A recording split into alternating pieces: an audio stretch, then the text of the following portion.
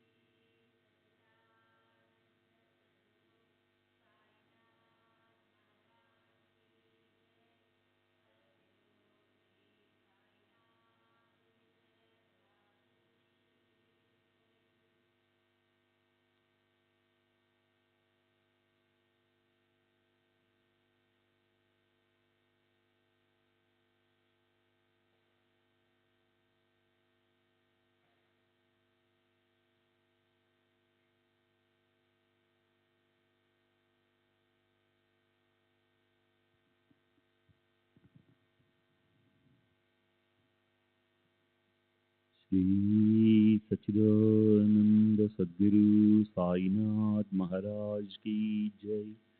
सद्गुरु श्री साईनाथ शरद बाबू जी की जय। శ్రీ సాయినాథాయ నమః. శ్రీ సాయి సచ్చరిత్రము 38వ అధ్యాయం, నిన్నటి తరువాయి.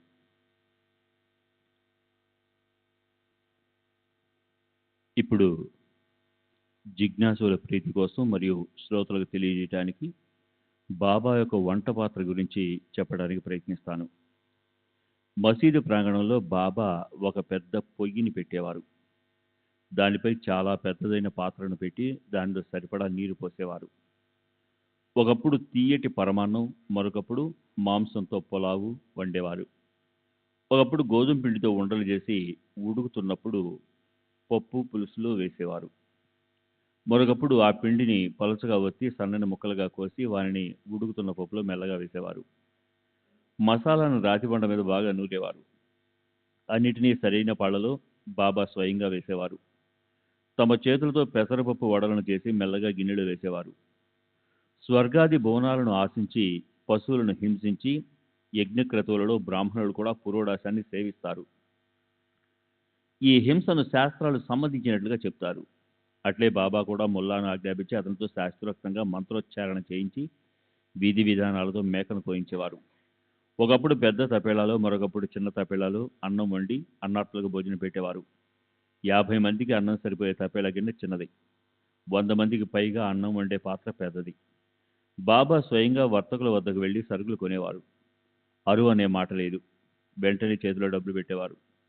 ఉప్పు, కారం, మిరియాలు, జీలకర్ర, కాయగూరలు, ఆకుకూరలు, కొబ్బరికాయ వగైరా వస్తువులన్నింటినీ బాగా చూసి బేరం చేసి స్వయం తెచ్చేవారు. మసీదులో కూర్చుని గోధుమలను, పప్పును, జొన్నలను బాబా స్వయంగా విసిరేవారు. వంట కొరకు చేయవలసిన ముఖ్యమైన పనినంతా బాబా విశ్రాంతి అనేది లేకుండా స్వయంగా చేసేవారు. మసాలాలు నూరే పని కూడా తామే మనస్ఫూర్తిగా చేసేవారు.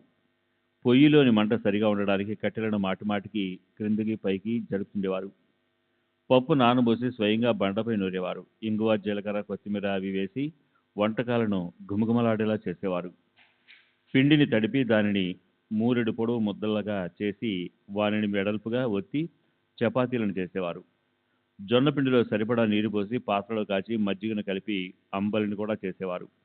ఈ అంబలిని కూడా వారు ఎంతో ప్రేమతో ఇతర వంటకాలతో పాటు స్వయంగా అందరికీ వడ్డించేవారు.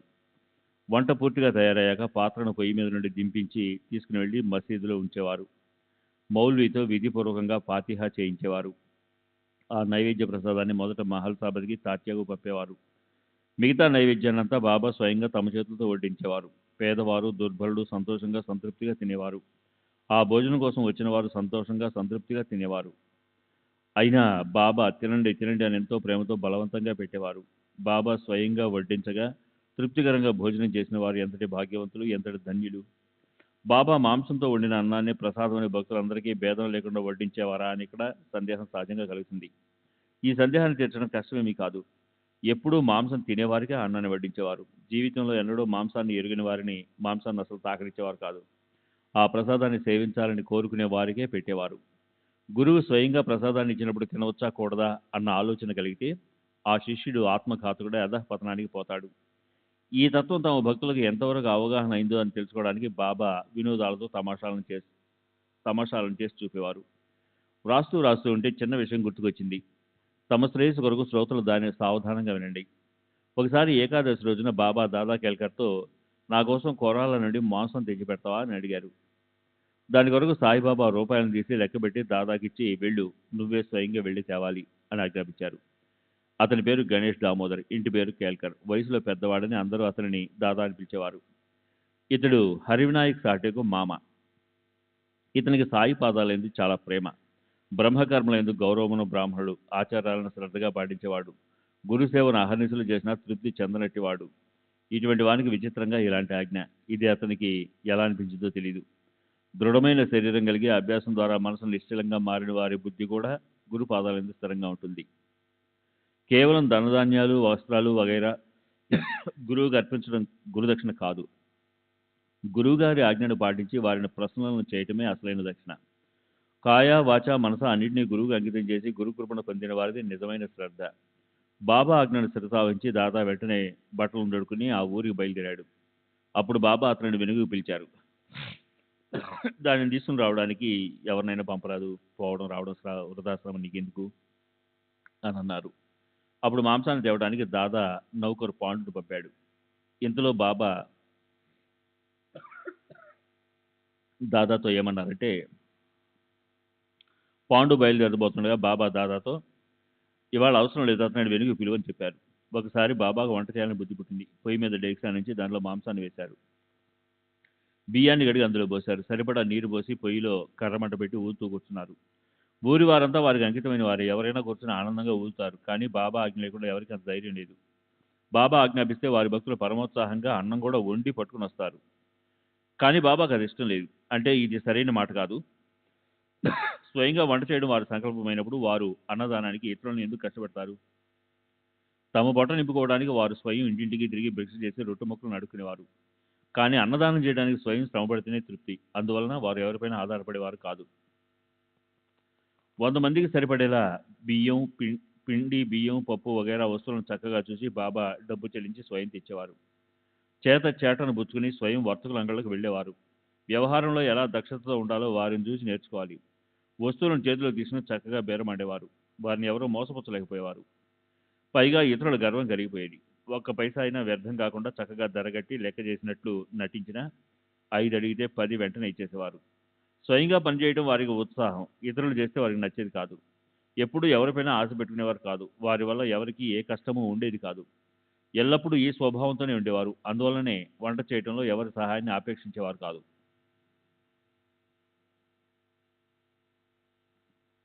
శ్రీ సచ్చిదానంద సద్గురు సాయినాథ్ మహారాజ్ కీ జై. సద్గురు శ్రీ సాయినాథుని శరద్ బాబూజీ కీ జై.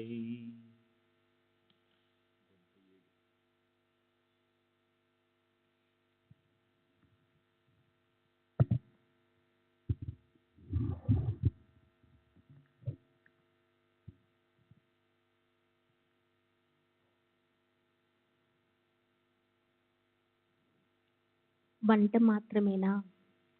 దుని కొరకు కర్రలను ఉంచే గది యొక్క ముందు భాగం, 3 వంతుల గోడ బాబా తమ స్వహస్తాలతో నిర్మించిందే. పనివాడు మట్టిని బాగా కలిపిస్తే బాబా తమ చేతితో తాపీని పట్టుకొని ఇటుకలను వరుసపై వరుస పేర్చుతూ గోడ కట్టేవారు. వారు చేయని పని ఏముంది? మసీదును స్వయంగా అలికేవారు. చేత్తో తమ కప్నీని లంగోటిని కుట్టుకునేవారు. ఎవరిపైన ఆశ పెట్టుకునేవారు కాదు. తపేలా గిన్నెలో నుండి ఆవిరి భయంకరంగా పైకి పొంగుతుంటే బాబా చేతి మీద చొక్కాను పైకి జరుపుకొని చక్కగా క్రింద పైన కలిపేవారు. తపేలాలో కుతకుతలాడుతూ ఉడుకుతున్న సమయాన కలపవలసి వచ్చినప్పుడు బాబా అమోఘమైన లీలను కనపరిచేవారు. రక్తమాంసాల వారి చేతిని కుతకుత ఉడుకుతున్న తపేలాలో ఉంచిన వారి ముఖంలో భయము కానీ లేక వారి చేతిపై కాలిన గుర్తు కానీ కనిపించేవి కావు. భక్తుల శిరస్సుపై పడగానే త్రితాపాలను తొలగించే వారి హస్తాన్ని అగ్ని ఎలా బాధ పెట్టగలదు? అగ్నికి వారి మహిమ తెలీదా?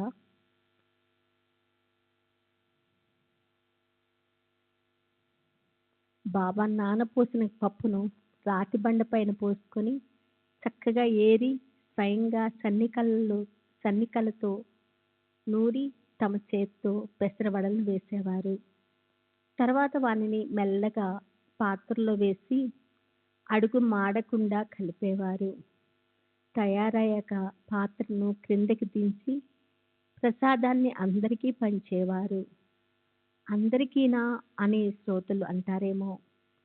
సాయిబాబా యవనులు కదా, మరి ఇటువంటి అధర్మాచరణను ఎలా చేసేవారు?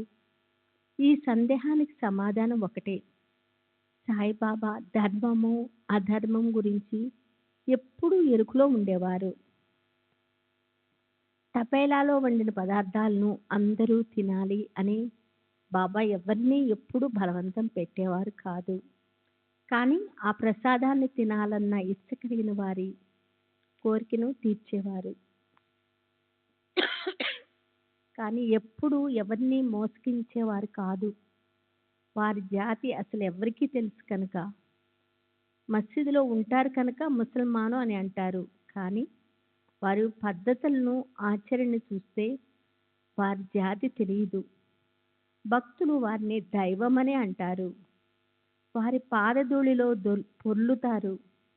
అటువంటి వారి జాతిని గురించి ఆలోచించే వారి పరమార్థ ప్రాప్తి వ్యర్థము. ఇహలోక పరలోక విషయాల యందు విరక్తిని వివేక వైరాగ్యాల సంపత్తిని కలిగినట్టి వారి జాతిని చూసేవారి పరమార్థం వ్యర్థము. ధర్మాధర్మాలకు అతీతమైన శుద్ధ ఆనంద స్థితిలో ఉన్నట్టు వారి జాతిని చూసేవారి పరమార్థ ప్రాప్తి వ్యర్థము. ఇటువంటి సాయిబాబా చరిత్రను నా ఆనందానికి గానం చేస్తున్నాను.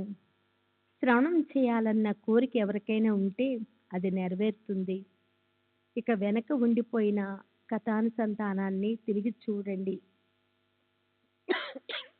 బాబా దాదాతో ఏమన్నారో వినండి.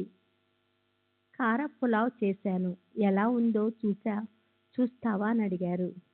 దాదా లాంఛనంగా ఆహా, చాలా బాగుంది అని అన్నాడు. దాదా పూర్వకాలపు భక్త శ్రేష్ఠుడు, స్నాన సంధ్యాదులు ఎందు నియమనిష్టలు కలవాడు, మంచి చెడులను ఎరిగినవాడు. అతనికి బాబా మాట నచ్చలేదు. అప్పుడు బాబా ఎన్నడూ కళ్ళతో చూడలేదు, జిహ్వతో రుచి చూడలేదు.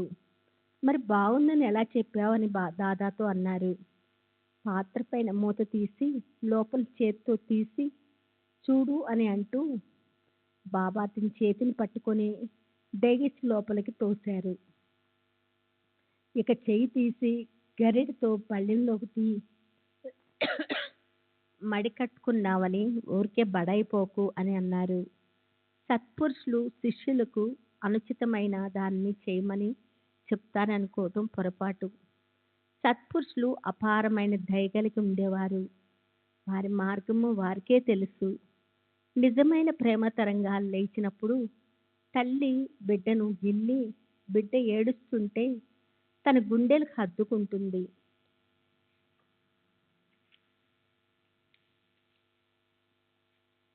తినకూడని వానిని తినాలని మనస్సు పడే వారి వాసనలను అణిచివేసి మనసు నిగ్రహించుకునే వారిని బాబా ఉత్సాహపరిచేవారు. గురు ఆజ్ఞా పాలన మీమాంస ఒక్కోసారి ఎంతటి కఠిన పరీక్షకి దారి తీసిందంటే జీవితంలో ఎన్నడూ మాంసాన్ని తాకని భక్తుని నిశ్చయము ఊగిసలాడేది. వాస్తవానికి బాబా స్వయంగా ఎన్నడూ ఏ భక్తుని అయినా తప్పుదారిలో ప్రవేశపెట్టేవారు కాదు. క్రీస్తు శకం 1910 సంవత్సరానికి ముందు బాబా ఎంతో ఉత్సాహంగా తరచూ వంటలు వండేవారు. తర్వాత ముంబై పట్టణంలో అక్కడక్కడ దాస్గణ సంకీర్తనల ద్వారా సాయి మహత్యము ప్రజల మనసుల్లో చోటు చేసుకుంది. అప్పటి నుండి అబాల వృద్ధులు బాబా మహిమ తెలుసుకుని అసంఖ్యాకంగా జనులు షిరిడీకి రాసాగారు. బాబాకు పంచోపచార పూజలు, అనేక రకాల నైవేద్యాలు, మధ్యాహ్నం సాయంకాలం భోజన పలహారాలు మొదలయ్యాయి. అన్నము, పప్పు, పూరి, హల్వా, చపాతీలు, పచ్చళ్ళు, వడపప్పు వగైరా అనేక రకాల వంటకాలు, పంచామృతము, క్షీరాన్నము అవి పుష్కలంగా వచ్చేవి. సాయిబాబా దర్శనానికి యాత్రికులు అపరిమితంగా పరిగెత్తుకుంటూ వచ్చేవారు. సాయిబాబాకు నైవేద్యాన్ని సమర్పించేవారు. దానితో ఆకలిగొన్న వారు సంతృప్తి చెందేవారు. బాబాకు ఛత్రచామరాలతో రాజోపచారాలు జరిగేవి. తాళాలు, తప్పెట్లు, డోలు మొదలగు వాద్యాల ఘోషతో భజన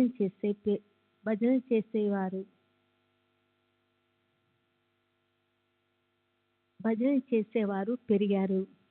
బాబా మహిమ అంతటా వ్యాపించింది. భక్తులు బాబాను స్తోత్రాలతో స్తుతించేవారు. యాత్రికులకు షిరిడి పరమ పవిత్రమైన పుణ్యక్షేత్రమైంది. అందువల్ల బాబా వంట చేయటం ఆగిపోయింది. నైవేద్యాలు చాలా ఎక్కువగా వచ్చేవి. ఫకీర్లు, భిక్షగాళ్ళు తిన్నా ఇంకా చాలా అన్నం మిగిలిపోయేది. ఇప్పుడు శ్రోతలకు ఆనందాన్ని కలిగించే మరొక కథను చెప్తాను. ఆరాధ్య దైవాన్ని అనాధారం చేస్తే బాబా సహించేవారు కాదు. ఏవేవో అనుమానాలతో ఒకరు బాబాను బ్రాహ్మణుడని అంటే మరొకరు ముసల్మాన్ అని అంటారు. కానీ వారు ఏ జాతికి చెందరు. వారు ఎక్కడి వారో, ఏ జాతిలో ఎప్పుడు జన్మించారో, వారి తల్లిదండ్రులు ఎవరు అన్న విషయాలు తెలియనప్పుడు వారు బ్రాహ్మణుల, ముసల్మాన్లా? వారు ముసల్మాన్ అయితే మసీదులో అగ్నిదేవతను ఎందుకు ఆరాధిస్తారు? అక్కడ తులసి బృందావనం ఉంటుందా? ఘంటానాదాన్ని సహిస్తారా? మసీదులో శంఖారావం, తాళాలు, తప్పెట్లు, చప్పుళ్లను, మృదంగము మొదలగు వాద్యాలతో కథా సంకీర్తనాదులను, హరినామ గర్జనలను చేయనిచ్చేవారా? ముసల్మాన్ అయితే తాము స్వయంగా మసీదులో కూర్చొని చందన చర్చలను చేయనిస్తారా? అక్కడ సంపక్తిలో కూర్చొని భోజనం చేస్తారా? ముసల్మాన్ అయితే మరి వారి చెవులు కుట్టి ఉండేవా? తమ సొంత డబ్బు ఖర్చు పెట్టి దేవాలయాలు జీర్ణోద్ధరణను చేయిస్తారా? స్నానం తర్వాత పీతాంబరం వస్త్రాన్ని ధరిస్తారా? ఎవరైనా సరే ఆరాధించే దైవాన్ని అనాధారం చేస్తే బాబా క్షణమైనా సహించేవారు కాదు. ఈ విషయంలోని ఒక ఉపదేశకత వ్రాస్తూ ఉంటే గుర్తుకొచ్చింది. అది వినయంగా మనవి చేస్తాను. ఏకాగ్ర మనసుతో వినండి. ఒకసారి బాబా లెండి నుండి తిరిగి వచ్చి మసీదులో కూర్చొని ఉండగా వారి దర్శనానికి భక్తులు వచ్చారు. వారిలో బాబాకు అత్యంత ప్రియుడైన భక్తుడు నానా చందూర్కరు బినీవాలాతో ఎంతో ఆదుర్దాగా బాబా దర్శనానికి వచ్చాడు. ఆ ఉభయులు సాయినాథునికి నమస్కరించి వారి సమూహంలో కూర్చున్నారు. క్షేమ సమాచారాలను ముచ్చరించుకుంటుండగా బాబాకు అకస్మాత్తుగా కోపం వచ్చింది. నానా, నీవు ఇది ఎలా మర్చిపోయావు? నా సాంగత్యంలో ఎన్నో రోజుల నుండి నీవు నేర్చుకున్నది ఇదేనా? నీవు నా సాంగత్యంలో ఉన్నదాని ఫలితం చివరకు ఇదేనా? నీ మతి ఎందుకు ఇలా భ్రమించింది? నాకంతా పూర్తిగా చెప్పు అని అన్నారు. ఆ మాట విని నానా అధోవధనుడై బాబా కోపానికి కారణమేమిటా అని ఆలోచించాడు. ఏదీ గుర్తుకు రాలేదు. మనసు వికలమైంది. ఎక్కడ పొరపాటు జరిగిందో తెలియలేదు. బాబా కోపానికి కారణమేమీ తోచలేదు. ఏదో అపరాధం జరగకపోతే బాబా ఎవరినీ బాధ పెట్టరు. అందువల్ల బాబా పాదాలను పట్టుకొని అనేక రకాలుగా మొరపెట్టుకున్నాడు. చివరికి దీనంగా ఎందుకు కోపం వచ్చిందో చెప్పమని ప్రార్థించాడు. అప్పుడు బాబా నానాతో, ఎన్నో ఏళ్లుగా నా సాంగత్యంలో ఉంటున్నా నీ మతికి ఏమైంది అని అడిగాడు. కోపరగామకి ఎప్పుడు వచ్చావు? దారిలో ఏం జరిగింది? మధ్యలో ఎక్కడా దిగలేదా? టాంగా నేరుగా వచ్చేసిందా? ఏదో సంభవించినట్లుంది.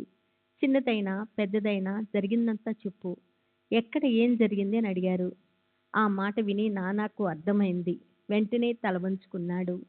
చెప్పడానికి సిగ్గుపడిపోయాడు. అయినా చెప్పాడు. బాబా వద్ద దాపరికం వీలు కాదు కనుక జరిగిందంతా చెప్పటానికి నిశ్చయించుకున్నాడు. సాయిబాబాతో అసత్యాన్ని పలకలేము. అసత్యంతో సాయి కృపను పొందలేము. అసత్యము అధోగతికి దారి. అసత్యం వల్ల చివరికి దుర్గతే. గురువును వంచడం మహాపాపం. ఆ పాపానికి నిష్ణతే లేదు అని తలచి నానా జరిగిన విషయాన్నంతా బాబాకు తెలియజేశాడు. మొదట నేరుగా షిరిడీ వరకు టాంగా మాట్లాడాను కనుక గోదావరి తీరాన ఉన్న దత్త భగవాన్ దర్శనం బీనేవాలకు లభించలేదు. బీనేవాలా దత్త భక్తుడు. దారిలో దత్త మందిరం ఉందని తెలిసి దత్తదేవుని దర్శనానికి అక్కడ దిగాలని అతనికి అనిపించింది.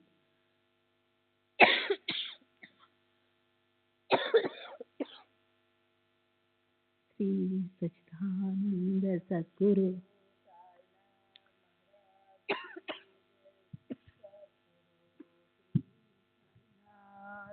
శరత్ బాబూజీకి జై.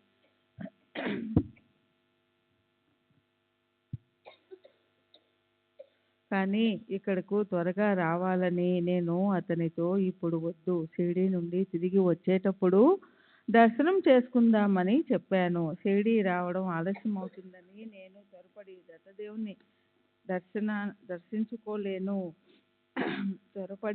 దత్తదేవుని దర్శించుకోలేదు. తర్వాత గోదావరిలో స్నానం చేస్తూ ఉంటే కాలిలో పెద్ద ముళ్ళు గుచ్చుకొని దారిలో చాలా బాధ కలిగింది.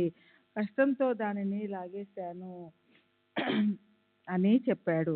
అప్పుడు బాబా, ఇలా త్వరపడడం మంచిది కాదు. దర్శనం చేసుకోకుండా దత్తదేవుణ్ణి అనాధారం చేసిన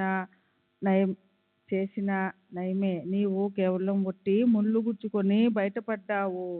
దత్త భగవానుని వంటి ఆరాధ్య దైవం దారిలో ప్రత్యక్షంగా ఉండగా ఆ దేవుణ్ణి దర్శించుకోని వాడు అభాగ్యుడు. అటువంటి వాడు నా వద్ద ఏం పొందగలడు? ఇప్పుడు వంట విషయం. మసీదులో సాయితో పాటు పావనమైన మధ్యాహ్న భోజనం మరియు సాయి యొక్క భక్త వాత్సల్యం. ప్రతిరోజు మధ్యాహ్న పూజ ముగిశాక హారతి జరిగిన తర్వాత భక్తులు తిరిగి వెళ్ళేటప్పుడు వారందరికీ బాబా విభూతిని ఇచ్చేవారు. మసీదు గోడ చివర బాబా వచ్చి నిలిచి ఉంటే ప్రాంగణంలో కూర్చున్న భక్తులు ఒక్కొక్కరు వచ్చి వారి పాదాలకు వందనం చేసేవారు. వారి చరణాలపై శిరస్సు నుంచి వారి ఎదుట నిలబడగా వారు ఒక్కొక్కరి నొసట విభూది పెట్టేవారు. తర్వాత ఇక మీరందరూ భోజనానికి మీ ఇళ్ళకి వెళ్ళండి అని బాబా చెప్పగానే వారి ఆజ్ఞను శిరస వహించి భక్తులు వెళ్ళిపోయేవారు. బాబా వెనుకకు మరలగానే అలవాటుగా తెరను లాగేవారు. గనగనమని పళ్ళాలు గిన్నెల చప్పుళ్లతో ప్రసాద వితరణ వైభవంగా జరిగేది. సాయి హస్త స్పర్శతో పవిత్రమైన నైవేద్య శేషాన్ని తీసుకొని వెళ్ళాలని అనేక మంది వారి పల్లెముల కోసం ఎదురు చూస్తూ ప్రాంగణంలో కూర్చునేవారు. ఇక్కడ నింబారు సమీపంలో గోడకు వీపు పెట్టి బాబా కూర్చునేవారు. వారికి ఇరువైపులా వరుసగా పంక్తులు తీరగా అందరికీ ఎంతో ఆనందంగా ఉండేది. తమ తమ నైవేద్యాలను సాయి సమర్థుని ముందు ఉంచగా వారు తమ చేత్తో దానంతటిని ఒక పళ్ళెంలో వేసేవారు. బాబా చేతి స్పర్శను పొందిన సీత ప్రసాద ప్రాప్తికి అత్యంత భాగ్యం ఉండాలి.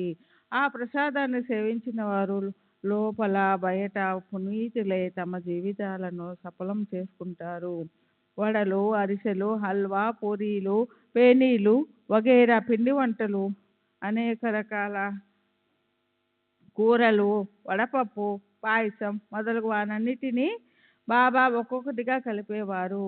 ఆ అన్నాన్ని బాబా ఈశ్వరార్పణ చేసేవారు. తర్వాత శ్యామ మరియు నానా నిమోన్కరులతో పల్లెముల నిండా వడ్డన చేయించేవారు. ఆ పైన బాబా ఒక్కొక్కరిని పిలిచి ప్రేమగా తమ వద్ద కూర్చుండబెట్టుకొని పరమ ఆనందంతో గొంతు వరకు తినేలా చేసేవారు. గనగన గుమగుమలాడే మంచి నెయ్యి, రొట్టెలు, అన్నం, పప్పు అన్నిటినీ బాగా కలిపిన మధుర మిశ్రమాన్ని అందరికీ వడ్డించేవారు. ప్రేమమయమైన ఆ మిశ్రమాన్ని సేవిస్తే మధురమైన బ్రహ్మ ఆనందం కలిగేది. భోజనం చేసిన వారు వేళ్లను, చేతిని, నాలుకతో శుభ్రం చేసుకొని సంతృప్తిగా వెళ్ళేవారు. ఒకప్పుడు మండిగలు, బొబ్బట్లు, ఒకప్పుడు చక్కెర పాకంలో వేసిన పూరీలు, ఒకప్పుడు బాసుంది లేదా రుచికరమైన రవ్వ కేసరి, బెల్లమప్పాలు, ఒకప్పుడు తెల్లని సువాసన గల అన్నం, పప్పు, పైన గుమగుమలాడే వెన్న, కాచిన నెయ్యి, చుట్టూ కూరలు, రకరకాల వేపుడు కూరలు, అప్పడాలు, ఊరగాయ పచ్చళ్ళు, పెరుగు పచ్చడి, కొంచెం పుల్లటి పెరుగు, పంచామృతం ఉండేవి. అటువంటి దివ్య అమృతాన్ని సేవించిన వారు ధన్యులు. సాయినాథులు భోక్త అయినప్పుడు వారు స్వయంగా ప్రసాదించిన ఆ భోజనం మాట చెప్పాలా?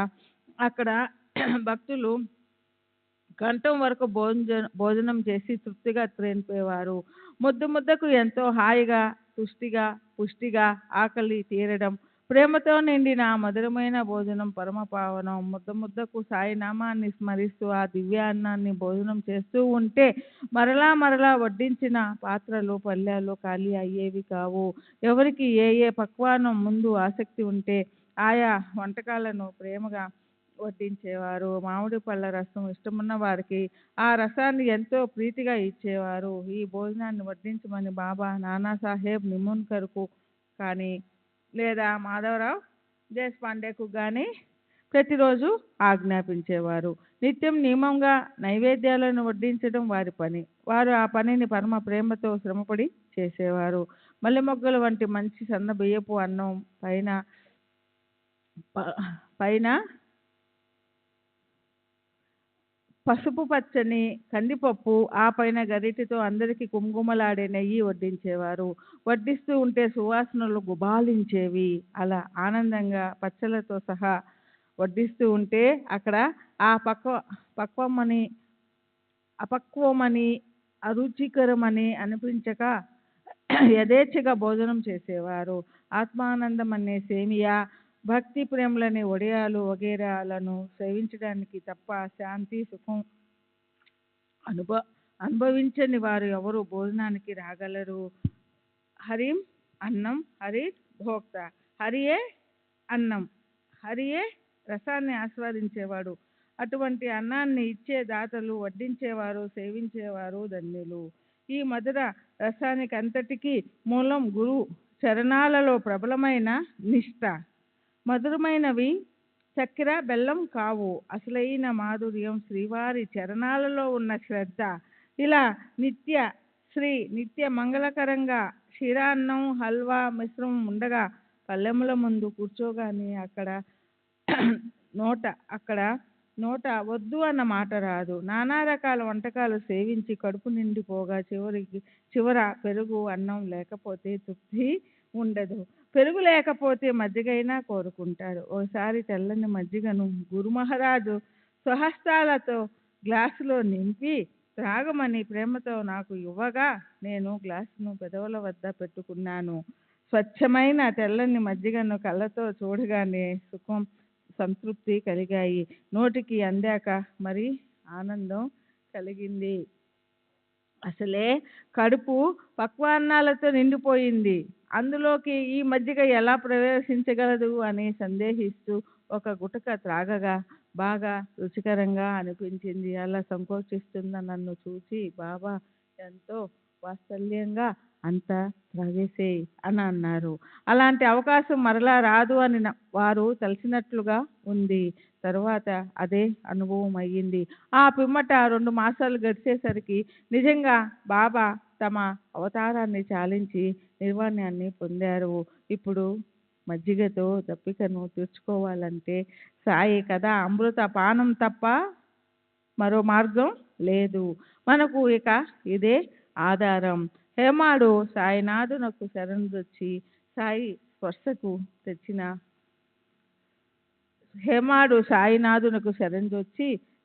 స్మరణకు తెచ్చిన తరువాత కథను మనవి చేస్తాను. శ్రోతలు శ్రద్ధ వహించాలి. స్వస్తి శ్రీ సంత సత్యన ప్రేరితము భక్త హేమాడు పంతు విరచితమైన శ్రీ సాయి సమర్థ సచ్చరితలో వంట పాత్ర వర్ణనమును 38వ అధ్యాయం సంపూర్ణం. శ్రీ సద్గురు సాయినాథార్పణమస్తు. శుభం భవతు. శ్రీ సచ్చిదానంద సద్గురు సాయినాథ్ మహారాజ్ కీ జై. సద్గురు శ్రీ సాయినాథుని శరత్ బాబూజీ की जय. साईनाथ महाराज की जय. सद्गुरु श्री साईनाथ निसरत बाबूजी की जय. శ్రీ సాయి సచ్చరిత్ర 39వ అధ్యాయం. శ్రీ గణేశాయ నమః, శ్రీ సరస్వత్యై నమః, శ్రీ గురుభ్యై నమః, శ్రీ కులదేవతాయే నమః, శ్రీ సీతారామచంద్రాభ్యాం నమః, శ్రీ సద్గురు సాయినాథాయ నమః. షిరిడీ క్షేత్రం ధన్యం. పుణ్యపావనులైన శ్రీ సాయి తమ నిర్వాణ పర్యంతం నివసించిన ద్వారకామాయి భువనం ధన్యం. షిరిడీ జనులు ధన్యులు. బాబా ఎంతో దూరం నుండి ఏదో నెపంతో షిరిడీకి వచ్చి వారిని రుణగ్రస్తులను చేశారు. మొదట షిరిడీ గ్రామం చాలా చిన్నది, కానీ శ్రీ సాయిబాబా అక్కడ నివసించడం వలన గొప్పదైంది. వారి వలననే అత్యంత పావనమైనది. వారి వలననే షిరిడీ తీర్థక్షేత్రమైనది. షిరిడీలోని స్త్రీలు కూడా ధన్యులు. అనన్యమైన వారి భక్తి శ్రద్ధలు ధన్యం. వారు స్నానం చేస్తూ, ధాన్యం దంపుతూ, విసురుతూ అసామాన్యమైన సాయిబాబా మహిమను గానం చేస్తారు. వారి ప్రేమ ధన్యం. వారు అత్యుత్తమమైన గీతాలను గానం చేస్తారు. వానిలో ఉత్కృష్టమైన వారిని వింటే మనసుకు శాంతి కలుగుతుంది. అందువల్ల శ్రోతల జిజ్ఞాసను తృప్తిపరచటానికి, వారి మనసులకు శాంతి కలిగించటానికి కథను సందర్భానుసారంగా చెప్తాను.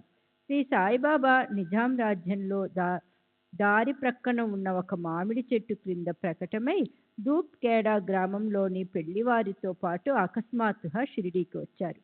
కేడాలోని చాందుపాటిల్ అనే పుణ్యాత్మునికి సాయినిధి ముందుగా లభించింది. అతని ద్వారా ఇతరులకు వారి దర్శనం కలిగింది. అతని గుర్రం పోవడం, అతడు సాయిని కలుసుకోవడం, సాయి అతనితో చిలిం త్రాహించటం, అతని గుర్రాన్ని తిరిగి ఇప్పించటం, మరియు చాంద్బాయ్ భార్య యొక్క మేనల్లునికి షిరిడీలోని వధువుతో సంబంధం కుదిరి మగపెళ్లివారు వధువు యొక్క గ్రామానికి తరలివచ్చారు. ఈ విషయంలోని మొత్తం కథను శ్రోతలకు ముందుగానే చెప్పేశాను. అయినా సందర్భానుసారం స్మరించుకోవటమే గాని మరలా ఏ కరువు పెట్టడం అనవసరం. చాంద్ పాటిల్ కేవలం నిమిత్త మాత్రుడు. భక్తులను ఉద్ధరించాలని బాబాకు అత్యంత చింత. అందువలన సాయి ఈ అవతారాన్ని ధరించి స్వయంగా షిరిడీకి వచ్చారు. జడులు, మూడులు, హీనులు, దీనులు, మంచి సంస్కారాలు లేని వారిని, వ్రతాలు తపస్సును ఎరగని అమాయక జనులను సాయి తప్ప ఎవరు ఉద్ధరిస్తారు? సాయిబాబా 18 సంవత్సరాల వయసు నుండి ఏకాంతాన్ని అలవరుచుకున్నారు. రాత్రిళ్ళు ఎక్కడైనా నిర్భయంగా పడుకునేవారు. వారికి సర్వం ఈశ్వరమయం. మొదట ఊరంతటికి పెంటకుప్ప అయిన ఒక గొయ్యి వద్ద రాత్రిళ్ళు పడుకోవటం, పగలు నలువైపులా తిరగటం. అలా అనేక సంవత్సరాలు గడిచిపోయాక ఆ గోతికి మంచి రోజులు వచ్చాయి. దాని చుట్టూ దీనదయాళువైన సాయికి విశాలమైన భవనం నిర్మించబడింది. ఆ గొయ్యి మధ్య భాగం సాయి శరీరానికి విశ్రామ స్థానమైంది. అక్కడే వారికి శాశ్వతంగా సమాధి నిర్మాణమైంది. ప్రణవవత్సలుడైన ఆ సాయి సమర్థులు దుస్తరమైన భవసాగరాన్ని దాటడానికి యథార్థమైన తమ ఈ చరిత్ర అనే నౌకను భక్తుల శ్రేయస్సుకై నిర్మించారు. మహాదుస్తరమైన ఈ భవసాగరాన్ని కుంటి గ్రుడ్డి వారైన భక్త పరివారం ఎలా దాటగలరని వారు బాధపడ్డారు. ఈ భవాన్ని దాటడం అందరికీ ఆవశ్యకం. అయితే దానికి పరిశుద్ధాంతఃకరణం అవసరం. అంటే చిత్తశుద్ధి ముఖ్య సాధనం. భగవద్భజన దానికి మూలం. శ్రవణానికి సమానమైన భక్తి లేదు. శ్రవణంలో సహజంగా గురు చరణాలయందు భక్తి కలిగి మనసు నిర్మలమవుతుంది. అప్పుడు పరమార్థం ఉత్పన్నమవుతుంది. అసంఖ్యాకమైన సాయి కథలను గానం చేస్తూ ఉంటే పెద్ద గ్రంథమవుతుంది. సంక్షిప్తంగా వర్ణించాలంటే విస్తారం తప్పనిసరి అయిపోతుంది. శ్రోతలకు శ్రవణంలో ఉత్సుకత లేకుంటేనే చెప్పేవారికి ఉత్సాహం ఉంటుంది. ఇలా పరస్పరం మన కోరికలను తీర్చుకుని హితాన్ని సాధించుకుందాము. ఇక్కడ సాయియే నావను నడిపేవారు. ఏకాగ్ర మనసుతో వినటమే వారికి చెల్లించే మూల్యం. కథాశ్రవణంలో శ్రద్ధ, గౌరవాలు ఉంటే అవి వెంటనే తీరానికి చేరుస్తాయి. గత అధ్యాయంలో బాబా వంట యొక్క సంక్షిప్త వర్ణన మరియు ఒకరికి దత్తదేవునిపై భక్తిని దృఢపరచటం, భక్తులకు నైవేద్య సంతర్పణను మనవి చేశాను. ప్రతి అధ్యాయం చివర తరువాతి అధ్యాయంలోని విషయాలను సూచించే పద్ధతి ప్రకారం ఈ రచన సాగిందని మీ అందరికీ తెలుసు. కానీ గత అధ్యాయం చివర తరువాతి అధ్యాయం గురించి చెప్పలేదు. సాయిబాబా గుర్తు చేసిన విషయాన్ని చెప్తాను అని స్పష్టంగా చెప్పాను. అట్లే సాయి దయతో గుర్తు చేసిన దానిని ఇప్పుడు శ్రోతలకు మనవి చేస్తాను. చిత్త చాంచల్యాన్ని, అశ్రద్ధను దూరం చేసి శాంతంగా వింటే మనసులకు ఆనందం కలుగుతుంది అని శ్రోతలకు విన్నవించుకుంటున్నాను. ఒకసారి సద్భక్తుడైన నానా చాందోర్కర్ మసీదులో కూర్చుని బాబా చరణాలను ఒత్తుతూ నోటితో గీతను వల్లించుకుంటున్నాడు. భగవద్గీతలోని చతురాధ్యాయాన్ని వల్లించుకుంటూ చేతులతో సాయి పాదాలను ఒత్తుతుండగా జరిగిన చిత్రాన్ని వినండి. సాయి సమర్థునికి భూత భవిష్యత్ వర్తమానాలలో సర్వం తెలుసు. నానాకు గీతార్థాన్ని బోధించాలని వారి మనసుకు తోచింది. జ్ఞానం, కర్మ, సన్యాసం మరియు బ్రహ్మార్పణ యోగం గురించిన అధ్యాయాలను నానా అస్పష్టంగా గొనుక్కోవటం బాబా ప్రశ్నకు కారణమైంది. సర్వం కర్మ అఖిలం పార్థ జ్ఞానే పరిసమాప్యతే అనే 33వ శ్లోకం ముగిసి తద్విద్ధి ప్రణిపాతయన్న శ్లోకాన్ని చెప్పుకుంటున్నాడు. 34వ శ్లోకం వద్ద అతని పఠన ఆగింది. నానాను ప్రశ్నించి అతనికి తమ బోధ అర్థమయ్యేలా చేయాలని బాబాకు అనిపించింది. నానా, ఏమిటి నోటిలోనే గొణుక్కుంటున్నావు? మెల్లగా అనుకుంటున్నది ఏదో నాకు వినిపించేలా స్పష్టంగా చెప్పు అని అన్నారు. వెంటనే నాన్న బాబా ఆజ్ఞానుసారం శ్లోకం యొక్క 4 చరణాలను చెప్పాడు. బాబా ఆ శ్లోకానికి అర్థ వివరణను, సృష్టికరణను అడిగారు. అప్పుడు నానా అత్యంత వినయంగా బద్ధాంజలుడై మధురంగా భగవంతుని వచనాలను చెప్పాడు. ఆ సాయి నానా సంవాదాన్ని అందరికీ విశదపరచటానికి గీతలోని మూల శ్లోకాన్ని పదాన్ని వివరిస్తాను. బాబా ప్రశ్నలోని మర్మం మరియు సత్పురుషుల మనోధర్మం తెలియచేయటానికి, ఏ సంశయం లేకుండా అర్థమవటానికి ఇలా ఉపక్రమించాలి అని అనిపించింది. అసలే గీర్వాణ భాష కఠినమైనది. సాయికి సులువుగా ఎలా అర్థమైంది? నిగూఢమైన వారి ప్రశ్నలు ఆశ్చర్యకరం. సత్పురుషుల జ్ఞానం అగమ్యం. సంస్కృత భాషను ఎప్పుడు అధ్యయనం చేశారు? ఎప్పుడు భగవద్గీతను చదివారో తెలియదు. గీతలోని అంతరార్థాలను బాగా తెలిసిన జ్ఞానిలా ప్రశ్నిస్తున్నారు. శ్రోతలు మూల శ్లోకాన్ని తెలుసుకోవాలని మరియు వారిని సమాధానపరచాలని భగవంతుని వచనాలలోని ప్రతి అక్షరం తెలుపుతున్నాను. ఇవి వివరణలో సహకరిస్తాయి. తద్విద్ధి ప్రణిపాతేన పరిప్రశ్నేన సేవయా ఉపత్యేక్షితే నానం జ్ఞానిన తత్వదర్శినః. ఇది గీతలోని మూల శ్లోకం. దీనిని అనేక టీకాకారులు, భాష్యకారులు వ్యాఖ్యానించారు. వారందరిది ఒకటే అభిప్రాయం. నానా కూడా బాగా శ్రవణం చేసినవాడు, గీతా భాష్య సారంగతుడు. తనకు తెలిసినట్లుగా శ్లోకానికి అర్థం, ప్రతిపదార్థం చెప్పసాగాడు.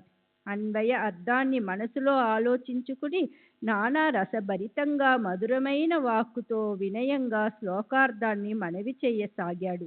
గురువు చరణాలకు సాష్టాంగ ప్రణామం చేసి, గురుసేవకు జీవితాన్ని అంకితం చేసి, గురువును ఆదరంగా ప్రశ్నించే వారికి జ్ఞానులు జ్ఞానార్థాన్ని ఉపదేశిస్తారు. సారాంశం: కరుణామూర్తి అయిన కృష్ణ పరమాత్మ అర్జునునితో ప్రేమగా గురువుకు ప్రణామం, గురుసేవ ఇవి జ్ఞాన సముపార్జనకు సాధనాలు. శ్రీ సచిదానంద సద్గురు సాయినాథ్ మహారాజ్ కీ జై. సద్గురు శ్రీ సాయినాథ్ నిసరత్ బాబూజీ కీ జై.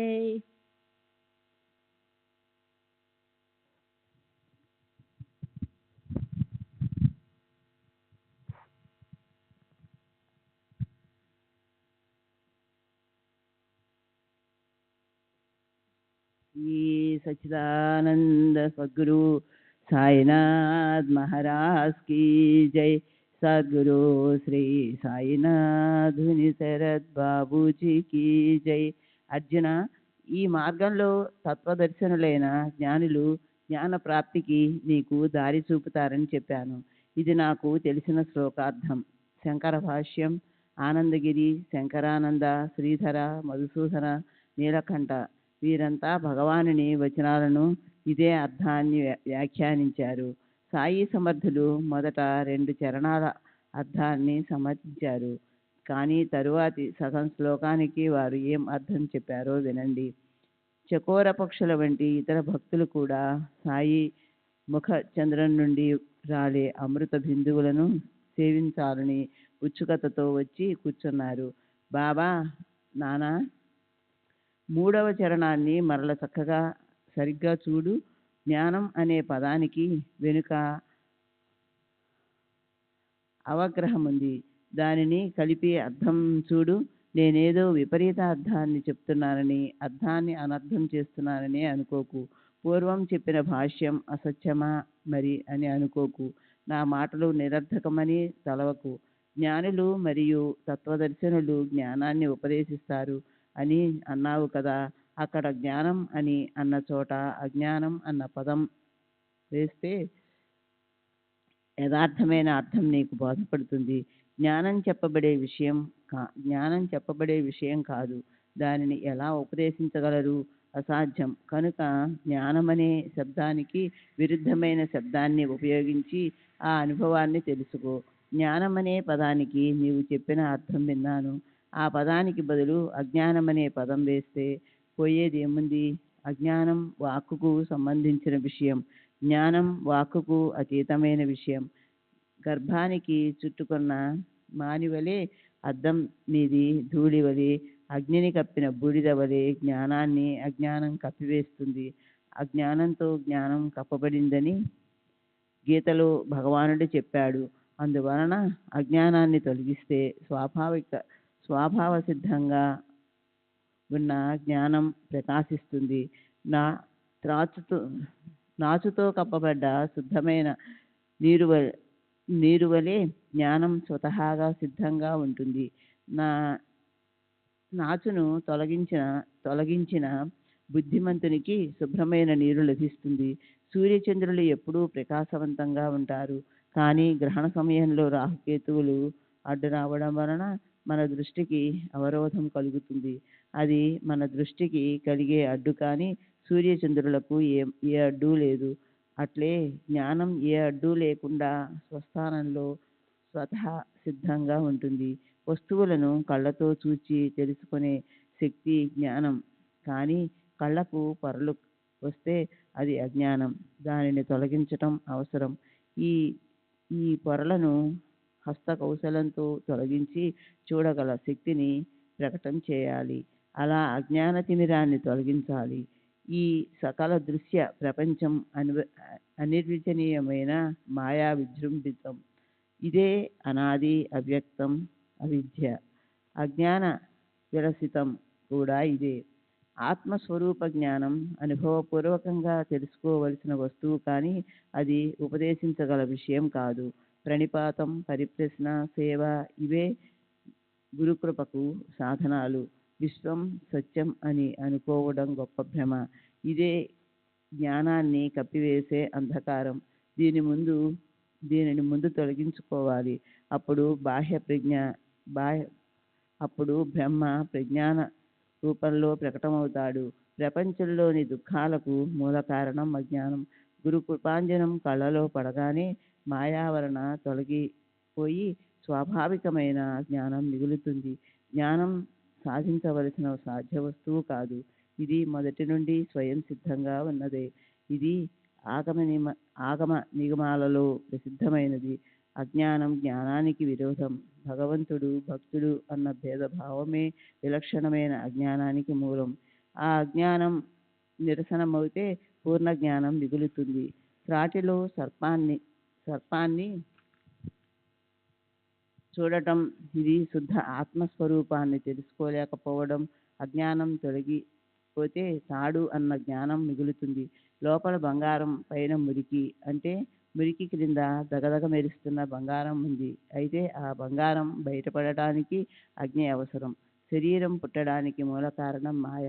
శరీరం యొక్క నడవడి ప్రారంధానుసారం సుఖదుఖాలన్నీ అదృష్టంపై ఆధారపడి ఉంటాయి. అందువలన శరీరాభిమానం అజ్ఞానం. నిరభిమానులైన వారికి సుఖదుఖాల భాష ఉండదు. నేననే అహంకార స్ఫురణ తొలగటమే అజ్ఞాన నిరసనం. స్వస్వరూపాన్ని తెలుసుకోకపోవడమే మాయకు జన్మస్థానం. గురువు యొక్క అనుగ్రహంతో మాయ తొలగి ఆత్మస్వరూప జ్ఞానం సహజంగా బయటపడుతుంది. భగవద్భక్తి లేకుండా వ్యర్థమైన ఇతర సాధనలు ఎందుకు? బ్రహ్మదేవుడు కూడా మాయాధీనంలో ఉంటాడు. అతనిని కూడా మాయ నుండి విడదీసేది భక్తియే. బ్రహ్మలోకం ప్రాప్తించిన భక్తి లేకుండా ముక్తి లేదు. అక్కడ కూడా భక్తి లేకపోతే మరల జన్మించవలసింది. అందువలన మాయను తొలగించుకోవడానికి భగవద్భజన ఒక్కటే ఉపాయం. భగవద్భక్తునికి పతనమంటూ ఉండదు. భవబంధాలు ఉండవు. మాయ భ్రమ అని జనులంటారు. కానీ అది చాలా మాయావి. జ్ఞానులని అనుకునే వారిని కూడా క్షణక్షణం మాయలో ఇరుక్కునేలా చేస్తుంది. కానీ భక్తులు దానిని చిటికల మీద నాట్యం చేయిస్తారు. జ్ఞాన సంపన్నులు మోసపోయే చోట భక్తులు నిలదొక్కుంటారు. కారణం, భక్తులు ఎల్లప్పుడూ హరిచరణాలను శరణుదొచ్చి ఉంటారు. కానీ జ్ఞానులు తాము జ్ఞానులమన్న అహంభావంతో ఉంటారు. అందువలన మాయను తరించడానికి ఒక్క సద్గురువును అనన్య శరణుదొచ్చి వారి చరణాలను ఆశ్రయిస్తే వెంటనే భవభయం తొలగిపోతుంది.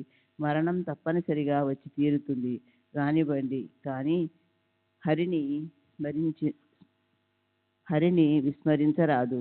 వారి వారి వర్ణాశ్రమాలను అనుసరించి ఇంద్రియాలలో పనులు చేస్తున్న మనసులో హరి చరణాలను ధ్యానిస్తూ ఉండాలి. గుర్రాలతో కట్టబడిన రథం వలె ఈ శరీరం ఇంద్రియాలతో కట్టబడి ఉంది. మనసు అనే దృఢమైన పగ్గంతో బుద్ధి ఇంద్రియాలను నిగ్రహిస్తుంటుంది. సంకల్ప వికల్పాలతో నిండి ఉండే మనసు యథేచ్ఛగా పరుగు తీస్తూ స్వేచ్ఛగా విహరిస్తూ ఉంటుంది. బుద్ధి తన నిశ్చయించే శక్తితో పగ్గాన్ని అంటే మనసును నిగ్రహిస్తుంటుంది. బుద్ధి వంటి చతురుడైన సారథి నేతబలే రథంలో ఉండగా రథంలోని యజమానికి చింత ఎందుకు? అతడు నిశ్చింతగా వ్యవహరించవచ్చును. శరీరానికి సంబంధించిన కార్యాలన్నింటినీ చేయించడం బుద్ధి యొక్క కర్తవ్యం. ఇది మనసుకు అలవాటు పడితే అన్ని పనులు సవ్యంగా జరిగిపోతాయి. ఇంద్రియాలు శబ్ద స్పర్శ రూప రసాది విషయాలు వెంటపడితే శక్తి వ్యర్థంగా క్షీణించిపోతుంది. ఇక అడుగడుగునా పతనం భయమే. శబ్ద స్వరూప రూపరసాది పంచ విషయాలలో ఉన్న సుఖాలన్నీ చివరకు దుఃఖాలే. అజ్ఞానం పరమ దుఃఖం. శబ్దం అనే విషయానికి మోసపోయి లేడి చివరి తన ప్రాణాన్ని కోల్పోతుంది. ఏనుగు స్పర్శ సుఖాన్ని ఆశించి ఆ ఆకర్షణకు అంకుశపు పోటను సహిస్తుంది.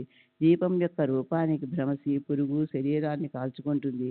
జిహ్వతో రససుఖాన్ని అనుభవించాలనుకున్న చేప వెంటనే ప్రాణం విడుస్తుంది. సువాసన కోసం తుమ్మెద కవలంలో ఇరుక్కుపోతుంది. ఒక్కొక్క విషయ సుఖంలో ఇంత ఘోరమైన ఆపద ఉంటే ఇక ఆ 5 కూడినప్పుడు ఎంత భయంకరం! ఇది జంతువులు, జలచరాలు, పక్షులు వీని దుస్థితి. ఇది శత్రువులు, జలచరాలు, పక్షులు వీని దుస్థితి. ఇదంతా చూచిన జ్ఞానమన్న మానవులు కూడా విషయోన్ముఖులవుతారు. ఇంతకంటే అజ్ఞానం ఏముంటుంది? అజ్ఞానం నశించి విషయాల పట్ల విముఖత ఏర్పడినప్పుడు మనసుకు శాంతి సంతోషం కలుగుతాయి. జీవుడు ఆత్మ జ్ఞాన స్వరూపానికి అంతర్ముఖుడైనప్పుడు అత్యంత ఆనందం కలుగుతుంది. కనుక చిత్తంలో హరిని గురువును ధ్యానం చేయండి. శ్రవణాలతో చరిత్ర శ్రవణం చేయండి. మనసుతో ధ్యానానుసంధానాలు చేయండి. జిహ్వతో నామస్మరణ చేయండి. శ్రీ సచ్చిదానంద సద్గురు సాయినాథ్ మహారాజ్ కీ జై. సద్గురు శ్రీ సాయినాథుని శరత్ బాబూజీ కీ జై.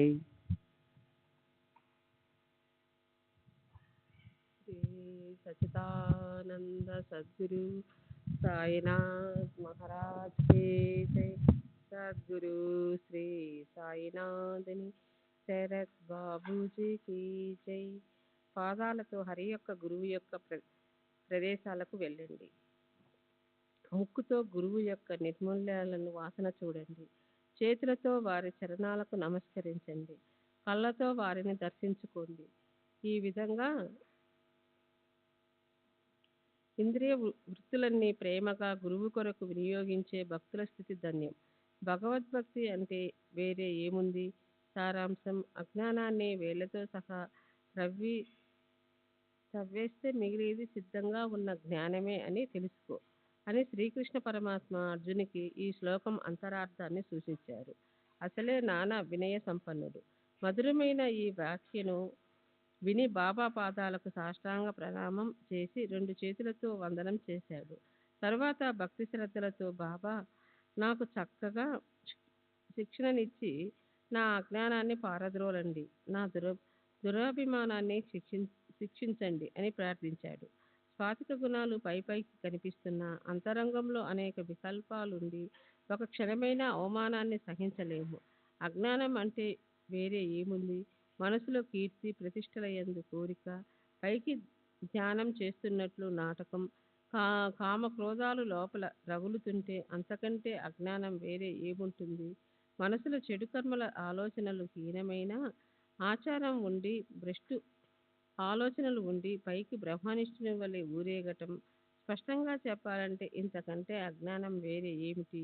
బాబా మీరు దయామయులు. మీ కృపాచల సిం- సించనంతో ఈ అజ్ఞానపు దావనాలాన్ని ఆర్పివేయండి. అప్పుడే నేను ధన్యుణ్ణి అవుతాను. నాకు జ్ఞాన విషయాల చర్చ అవసరం లేదు.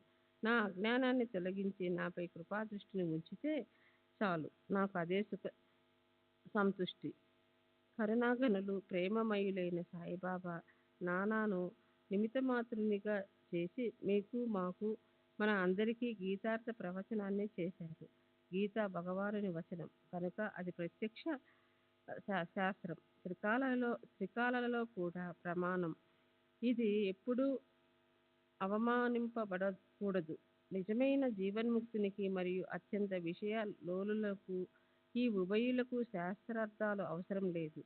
ఇవి ముముక్షుల ప్రీతి కోసం. విషయ సుఖాలలో బాగా చిక్కుకొని పోయాను, నేను ఎప్పుడు ముక్తిని పొందుతాను అని తలచే ముముక్షులను తరింప చేయటానికి ఈ శాస్త్రాలు. ఇటువంటి భక్తుని చూసి సత్పురుషులకు కరుణ కలిగి అప్పుడు ఏదో కారణంతో భక్తులకు అర్థమయ్యేలా బోధ చేస్తారు. గురువు లేదా భగవంతుడు ఎప్పుడూ భక్తుల ఆధీనంలో ఉంటారు. భక్తులను ఉద్ధరించాలనే సంకల్పంతో వారు కష్టాలను సహిస్తారు. ఇప్పుడు సాయి యొక్క మరొక చిన్న పద్ధతిని చెప్తాను. వారు కొన్ని వ్యవహారాలను ఎవరికి తెలియకుండా చేస్తారు. చిన్న పనైనా పెద్దదైనా నిజమైన కారణం ఎప్పుడూ తెలిసేది కాదు. కానీ చెప్పకుండానే ఎప్పుడూ ఆ కార్యం మాత్రం క్రమక్రమంగా జరిగేది. కొన్ని పనులు సహజంగా ఉపక్రమింపబడేవి. కానీ వానికి మూల కారణం కానీ పేరు కానీ నిర్దేశింపబడి ఉండేవి కావు. పైకి అవి సంభ్రమాన్ని కలగజేస్తాయి. ఉరిమే మేఘాలు వర్షిస్తాయా, చెప్పేవారు చేస్తారా అని రుడిలో ఉన్న ఈ నానుడిని బాబా ప్రత్యక్షంగా అనుభవంలో చూపించేవారు. వారు పరోపకారం కోసమే జగత్తులో అవతరించారు. సంకల్పించిన కార్యం సమాప్తి కాగానే చివరకు అవ్యక్తంలో కలిసిపోతారు. మనం ఎక్కడి నుండి వచ్చాం, ఎక్కడికి వెడతాం, ఎందుకొరకు మనం సృష్టింపబడ్డాం, ఈ జన్మ యొక్క ప్రయోజనం ఏమిటి అన్న ప్రశ్నలకు మూల కారణాలు మనకు తెలియవు. స్వచ్ఛందంగా జీవితాన్ని గడిపివేస్తాం. తర్వాత మరణకాలం సమీపిస్తుంది. ఇంద్రియాలు బలహీనమైపోయినా మంచి ఆలోచనలు కలుగవు. తల్లి, భార్య, బిడ్డలు, బంధువులు, ఇష్టులు, ప్రియులు, మిత్రులు, స్వజనులందరూ శరీరాన్ని త్యజించడం మన కళ్ళతో చూస్తాము. అయినా మన మనసులో మంచి ఆలోచనలు కలగవు. సత్పురుషులు అలా కాదు. వారు అత్యంత జాగరూకతతో ఉంటారు. వారికి తమ అంతిమ సమయం, తమ నిర్వాణం గురించి సంపూర్ణ జ్ఞానం ఉంటుంది. శరీరంతో ఉన్నప్పుడు ఎంతో ప్రేమతో భక్తుల కొరకు తమ శరీరాన్ని అరగదీస్తారు. శరీరాన్ని త్యాజించిన తరువాత కూడా తమ స్థలాన్ని భక్తుల శ్రేయస్సు కొరకు వినియోగిస్తారు. తమ శరీరాన్ని త్యజించక ముందే కొందరు తమ శరీరాన్ని విశ్రమింప చేయటానికి నిశ్చితమైన ప్రదేశంలో తమ సమాధిని నిర్మింప చేసుకుంటారు. సాయిబాబా అట్లే చేశారు. కానీ మొదట అది ఎవరికీ తెలియలేదు. సమాధి మందిరాన్ని ముందే కట్టించుకున్నారు. వారి లీల అద్భుతం. బాబా తమ సమాధి మందిరాన్ని నాగపూర్ నివాసి అయిన బాబూ సాహెబ్ బూటి అనే పేరు గల గొప్ప శ్రీమంతుని ద్వారా కట్టించుకున్నారు. పరమభక్తుడైన బాబూ సాహెబు ఎల్లప్పుడూ సాయి చరణాలలో అనురక్తుడై ఉండేవాడు. బాబా సేవ కొరకు తన కుటుంబ సమేతంగా వచ్చి షిరిడీలో ఉన్నాడు. సాయి చరణాలపైన భక్తితో షిరిడీలోనే ఉన్నాడు. తర్వాత కూడా సాయికి అంకితమైపోయి షిరిడీలోనే ఉండాలనిపించింది. షిరిడీలో స్థలం కొని ఒక చిన్న బంగ్లాను నిర్మించుకుని అక్కడ స్వతంత్రంగా నివసించాలని అతనికి ఆలోచన కలిగింది. ఇక్కడ నాటిన మూల బీజం యొక్క వృక్షం ఈనాటి సమాధి మందిరం. ఇది భక్తుల పట్ల సాయి మహారాజుకు ఉన్న ప్రేమకు స్మారకం.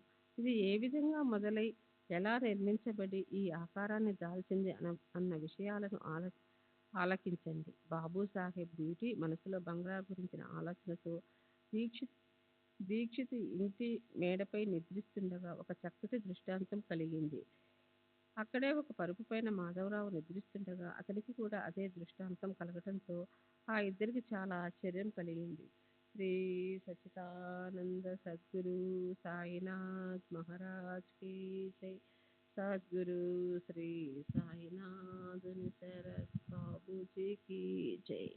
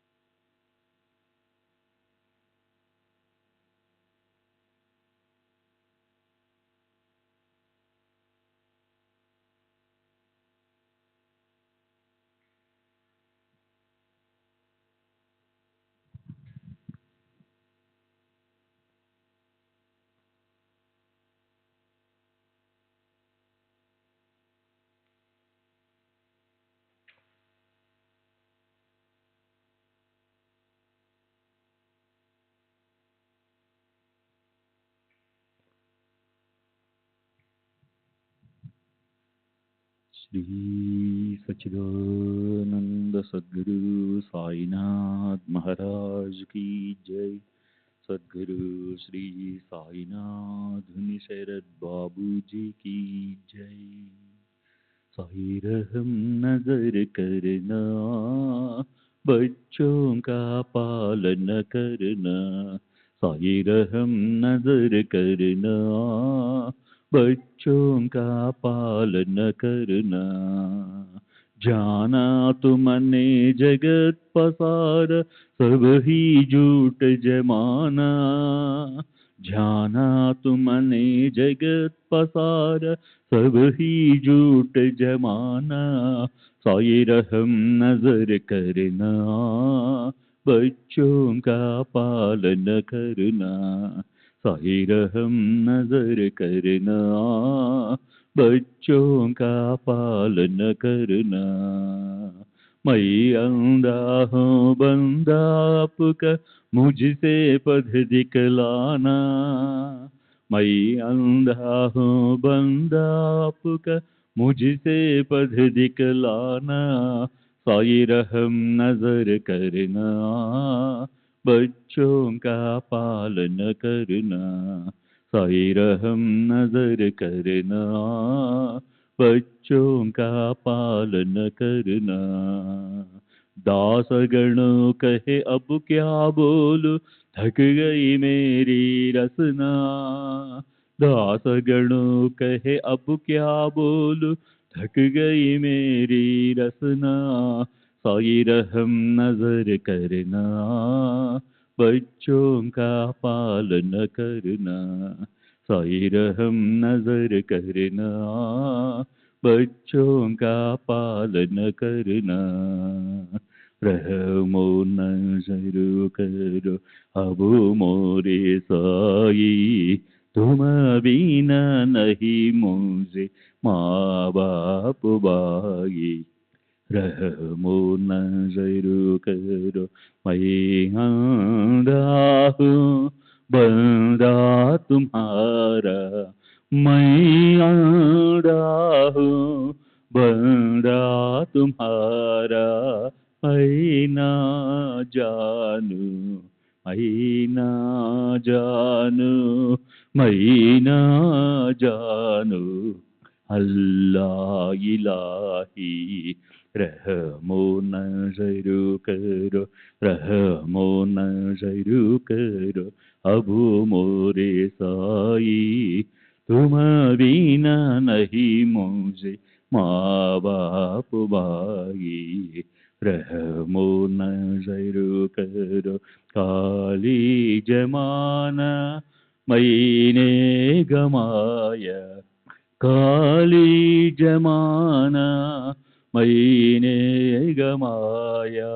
साथी आखिर का, साथी आखिर का, साथी आखिर का तुम बिन कोई।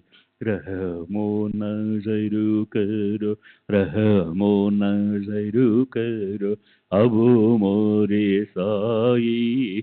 तुम बिना नहीं मुझे माँ बाप भाई। रहमो नजर करो अपने मस्जिद का झाड़ू गणो है। अपने मस्जिद का झाड़ू गणो है। मालिक हमारे, मालिक हमारे, मालिक हमारे तुम बाबा साई।